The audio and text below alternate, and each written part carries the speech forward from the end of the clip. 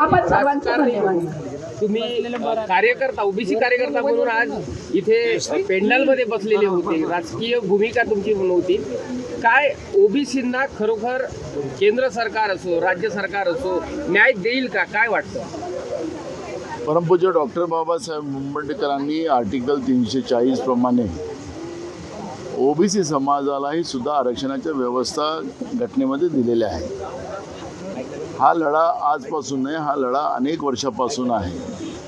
आणि मग हा लढा दिल्लीपर्यंत आम्ही घेऊन गेलो आणि दिल्लीमध्ये राहुल गांधीजींनी ज्या पद्धतीने या मुद्द्याला घेतलं, लोकसभेत असेल, रस्त्यावर असेल, सगळीकडे जिथं गेले तिथं त्यांनी ओबीसीच्या जनगणनेची भूमिका मांडली. आणि देशाचे प्रधानमंत्री नरेंद्र मोदीजींनी बिहारच्या निवडणुकीच्या पहिले ओबीसीची जातीनिहाय जनगणना आम्ही करू असा कॅबिनेटला निर्णय घेतला आणि त्याच्यामुळे एक मोठा आनंद सकल ओबीसी समाजामध्ये गेला.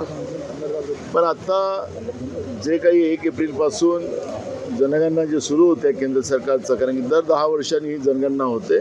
आता तसे कोरोनामुळे या जनगणना 10 वर्ष पुढे गेल्यात आणि त्याच्यामुळे आता ही जनगणना जी होते त्याच्यामध्ये ओबीसीचं कॉलम त्याच्यामध्ये नसल्यामुळे त्याच्यामुळे ओबीसी समाजामध्ये, ओबीसी सकल समाजामध्ये तीव्र चीड केंद्र सरकारच्या आणि विशेष भाजपच्या विरोधात आपल्याला पाहायला मिळते.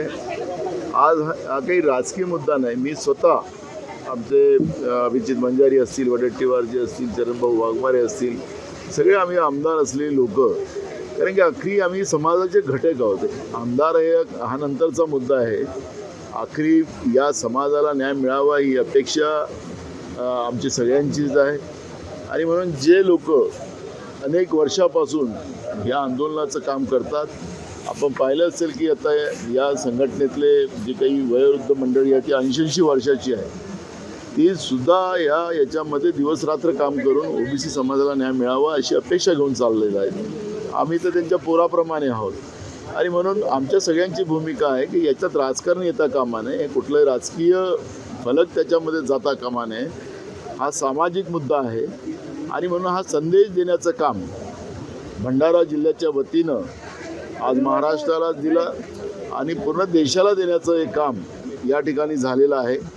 आणि मला असं वाटतं की जास्त परीक्षा आता या ओबीसी सकल समाजाची केंद्र सरकारने भाजपने बघू नये, नाहीतर याचा एक मोठा उद्रेक आता होण्याची शक्यता आहे. आणि सगळी सर्वस्वी जबाबदारी केंद्र सरकारची या निमित्तानं जाण्याची शक्यता